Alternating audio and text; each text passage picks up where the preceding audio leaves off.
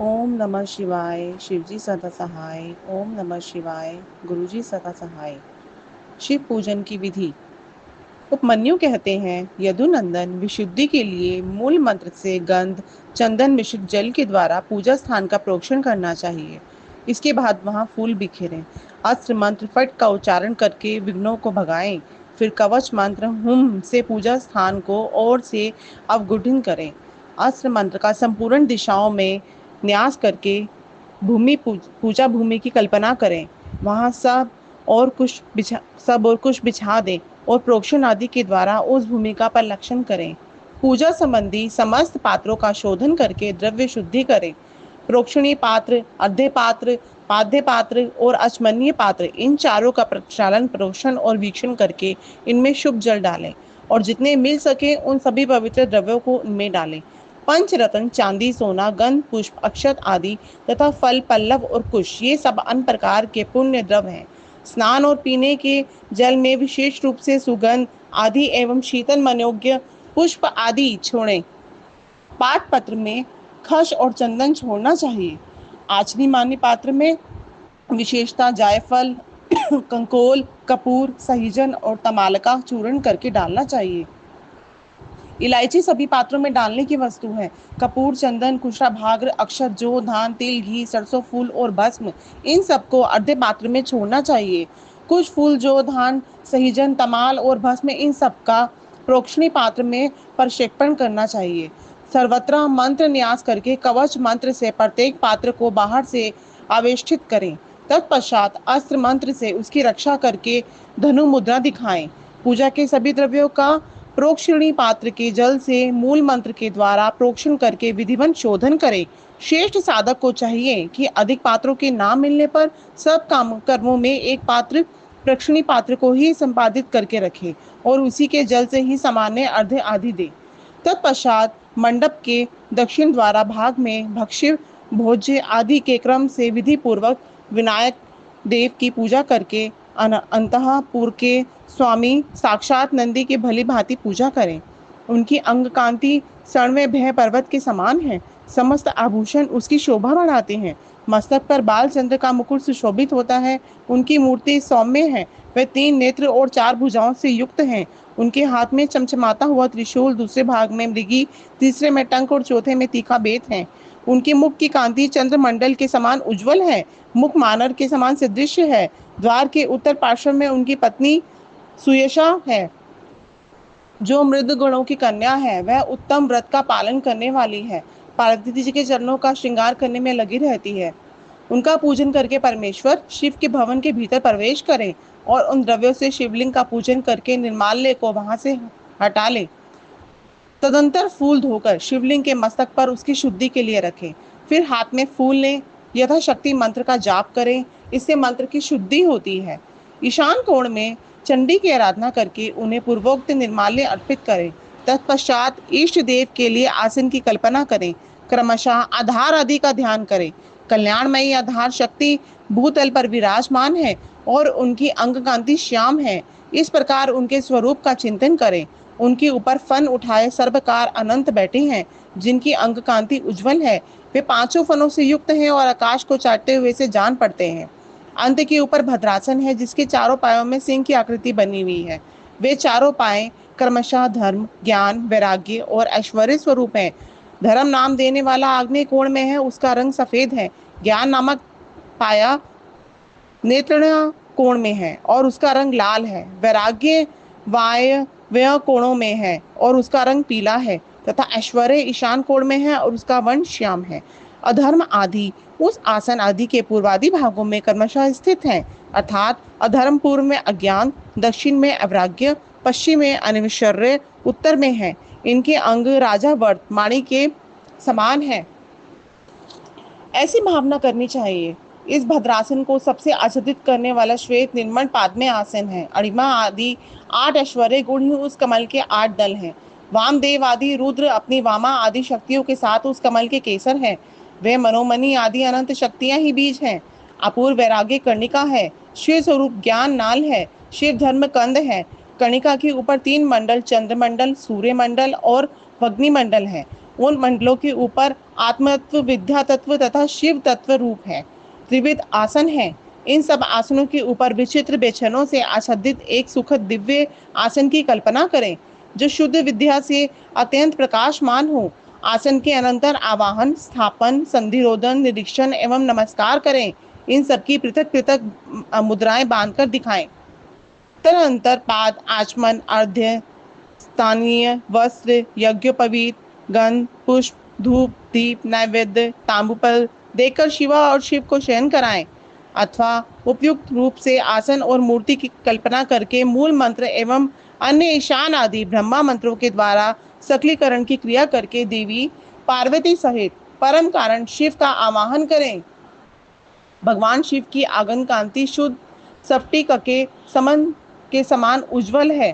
वह निश्चल, अविनाशी, समस्त लोकों के परम कारण, सर्वलोक स्वरूप, सबके बाहर भीतर विद्यमान, सर्वव्यापी, अणु से अणु और महान से भी महान है। भक्तों को अन्याय ही दर्शन देते हैं, सबके ईश्वर एवं अव्यय हैं। ब्रह्मा, इंद्र, विष्णु तथा रुद्र आदि देवताओं के लिए भी अगोचर है। संपूर्ण वेदों के सारात्व हैं, विद्वानों की दृष्टि में पथ में नहीं आते हैं।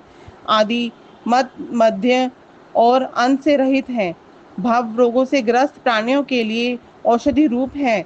शिव तत्व के रूप में विख्यात हैं और सबका कल्याण करने के लिए जगत में सुस्थिर शिवलिंग के रूप में विद्यमान है। ऐसी भावना करके भक्ति भाव से गंध, धूप, दीप, पुष्प और नैवेद्य इन 5 उपचारों के द्वारा उत्तम शिवलिंग का पूजन करें। परमात्मा महेश्वर शिव की लिंगमय मूर्ति के स्नान काल में जय जयकार आदि शब्द और मंगल पाठ करें।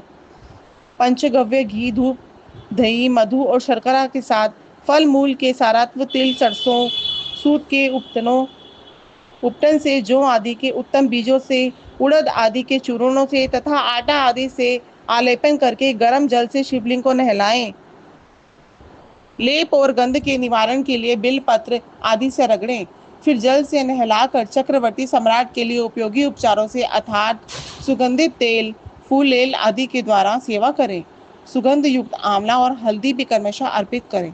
इन सब वास्तुओं से शिवलिंग अथवा शिव मूर्ति का भली भांति शोधन करके चंदन मिश्रित जल, कुश, पुष्प युक्त जल, सुरवर्ण एवं रत्नायुक्त जल तथा मंत्रित से जल से क्रमशः स्नान कराएं। इन सब द्रव्यों का मिलना संभव न होने पर यथासंभव संग्रहित वस्तुओं से युक्त जल के द्वारा अथवा केवल मंत्र विभंद्रित जल के द्वारा श्रद्धापूर्वक शिव को स्नान कराएं। कलश, शंख और वर्धनी से तथा कुश और पुष्प से युक्त हाथ के जल से मंत्रोच्चारण पूर्वक इष्ट देवता को नहलाना चाहिए। पवन मनमान सूक्त, रुद्र सूक्त, नील रुद्र सूक्त, त्वरित मंत्र, लिंग सूक्त आदि सूक्त, अथर्व शीर्ष, ऋग्वेद, सामवेद, शिव संबंधी ईशान आदि पंच ब्रह्मास्त्र शिव मंत्र प्रणव से देव देवेश्वर शिव को स्नान कराएं। जैसे महादेव जी को स्नान कराएं, उसी तरह महादेवी पार्वती जी को भी आदि कराना चाहिए। उन दोनों में कोई अंतर नहीं है, क्योंकि वे दोनों सर्वथा समान हैं। पहले महादेव जी के उद्देश्य से स्नान आदि क्रिया करके फिर देवी के लिए उन्हीं देव आदि देव के आदेशों से कुछ करें।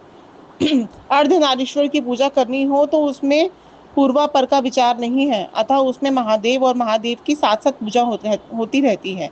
शिवलिंग में या अनंत मूर्ति आदि में अर्धनारीश्वर की भावना से सभी उपचारों का शिव और शिव के लिए एक साथ ही उपयोग होता है।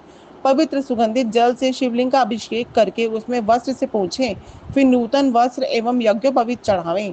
तत्पश्चात पाद, आचमन, अर्घ्य, गंध, पुष्प, आभूषण, धूप, दीप, नैवेद्य, पीने योग्य जल, मुख शुद्धि, पुनराचमन, मुखवास तथा संपूर्ण रत्नों से जटित सुंदर मुकुट, आभूषण, नाना प्रकार के पवित्र पुष्पमालाएं, छत्र, चंवर, व्यंजन, ताड़का, पंखा और दर्पण देकर सब प्रकार के मंगलमयी वाद्य ध्वनियों के साथ इष्ट देव की निराजना करें, आरती उतारें। उस समय गीत और नृत्य आदि के साथ जय जयकार भी होनी चाहिए। सोना, चांदी, तांबा अथवा मिट्टी के सुंदर पात्र में कमल आदि के शोभायान फूल रखें। कमल के बीज तथा दही, अक्षत आदि भी डाल दें। त्रिशूल, शंख, 2 कमल, नंद धारवत नामक शंख विशेष, सूखे गोबर की आग, श्रीवत्सर, स्वस्तिक, दर्पण, वज्र तथा अग्नि आदि से चिन्हित पात्र में 8 दीपक रखें। वे 8 दिशाओं में रहें और एक नवा दीपक मध्य भाग में रहे। इन नव दीपकों में वामा आदि नव शक्तियों का पूजन करें।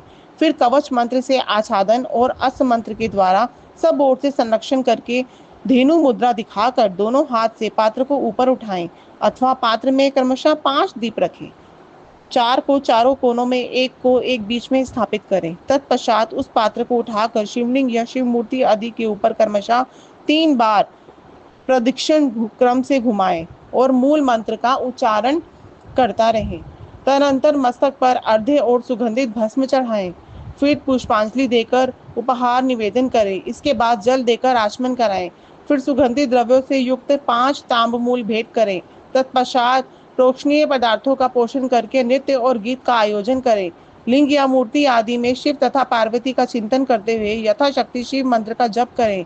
जप के पश्चात प्रदक्षिणा, नमस्कार, स्तुति पाठ, आत्मसमर्पण तथा कार्य का विनयपूर्वक विज्ञापन करें और फिर अर्घ्य और पुष्पांजलि दे। विधिवत मुद्रा बांधकर इष्ट देव से ऋतियों के लिए क्षमा प्रार्थना करे।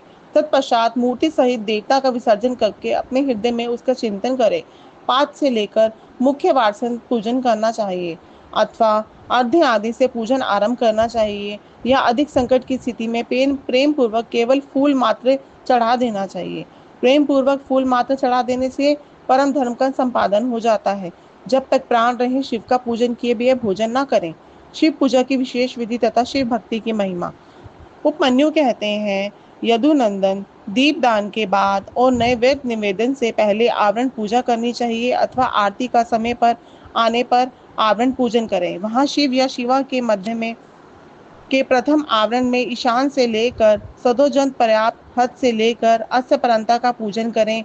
ईशान में पूर्व भाग में, दक्षिण में, उत्तर में, पश्चिम में, आग्नेय कोण में, ईशान कोण में, नृत्य कोण में, व्यायाम कोण में, फिर ईशान कोण में। तत्पश्चात चारों दिशाओं में गर्भवारण अथवा मंत्र संघात की पूजा बताई गई है। यह हृदय से लेकर अस्त पर्यंत अंगों की पूजा करें।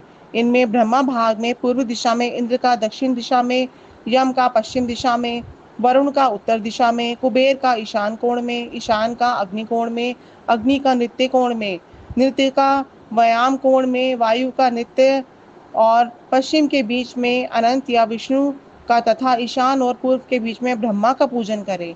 कमल के ब्रह्म भाग में वज्र से लेकर कमल पर्यंत लोकेश्वर के सुप्रसिद्ध आयुधों का पूर्वादि दिशाओं में क्रमशः पूजन करें। यह ध्यान करना चाहिए कि समस्त आवधरण देवता सुखपूर्वक बैठकर महादेव और महादेव की दोनों हाथ जोड़े देख रहे हैं। फिर सभी आवरण देवताओं को प्रणाम करके नमः पदयुक्त आप अपने अपने नाम से पुष्पोच्चार समर्पण पूर्वक उनका क्रमशः पूजन करें। यथा इंद्राय नमः पुष्पा समर्पयामि इत्यादि। इस तरह गर्भवरण का भी अपने आवरण संबंधी मंत्र से यजन करें। योग, ध्यान, होम, जप, भ्राम अथवा अभ्यंतर में भी देवता का पूजन करना चाहिए। इसी तरह उनके लिए 6 प्रकार की हवि भी देनी चाहिए। किसी एक शुद्ध अन्न का बना हुआ मूंग मिश्रित अन्न या मूंग की खिचड़ी, खीर, दधी मिश्रित अन्न, गुड़ का बना हुआ पकवान तथा मधु से तर्क किया हुआ भोज्य पदार्थ। इनमें एक या अनेक हवियश को नाना प्रकार के व्यंजनों से संयुक्त तथा गुड़ आदि और खांड से संपन्न करके नैवेद्य के रूप में अर्पित करना चाहिए। साथ ही मक्खन और उत्तम दही परोसना चाहिए। पुआ आदि अनेक प्रकार के भक्षण पदार्थ और स्वादिष्ट फल देने चाहिए। लाल चंदन और पुष्प वासित अनंत शीतल जल अर्पित करना चाहिए। मुख शुद्धि के लिए मधुर इलायची के रस से युक्त सुपारी के टुकड़े, खेर आदि से युक्त सुनहरे रंग के पीले पान के पत्तों के बने हुए बीड़े, शीलाजीत का चूर्ण, सफेद चूना जो अधिक रूखा या दूषित ना हो, कपूर, कंकोल, नूतन एवं सुंदर जायफल आदि अर्पित करने चाहिए। आलेपन के लिए चंदन का मूलाक्ष तथा अथवा चूरा, कस्तूरी, कुमकुम, मृग मादमकम रस होने चाहिए। फूल वे ही चढ़ाने चाहिए जो सुगंधित, पवित्र और सुंदर हो। गंध रहित, उत्कट गंध वाले, दूषित, बासी तथा स्वयं ही टूटकर गिरे हुए फूल शिव के पूजन में नहीं देने चाहिए। कोमल वस्त्र ही चढ़ाने चाहिए। भूषणों में विशेषता वे ही अर्पित करने चाहिए जो सोने के बने हुए तथा विधुन मंडल के समान चमकीले हों। ये सब वस्तुएं कपूर, गुग्गल, अगरू और चंदन से भूषित तथा पुष्प मूपों से सुवासित होनी चाहिए। चंदन, अगुर, कपूर, सुगंधित काष्ठ तथा गूगल के चूर्ण, घी और मधु से बना हुआ धूप ही उत्तम माना गया है।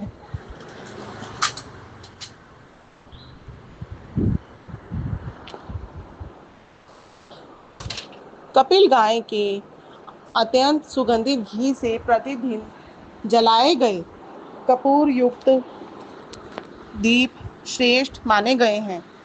पंचगव्य मीठा और कपिला गाय का दूध दही एवं घी ये सब भगवान शंकर के स्नान और पान के लिए अभीष्ट हैं।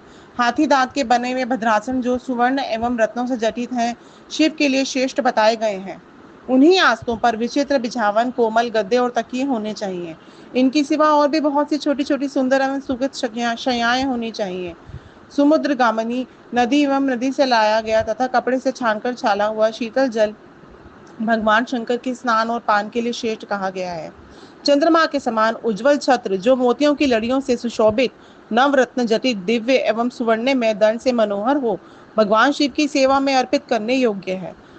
सुवर्ण भूषित दो श्वेत चंवर जो रत्न में दंडों से शोभायान तथा दो राजसंघों के समान आकार वाले हों, शिव की सेवा में देने के योग्य हैं। सुंदर एवं स्निग्ध दर्पण जो दिव्य गंध से अनुलिप्त और ओर से रत्नों के द्वारा आच्छादित तथा सुंदर हारों से विभूषित हो, भगवान शंकर को अर्पित करने चाहिए।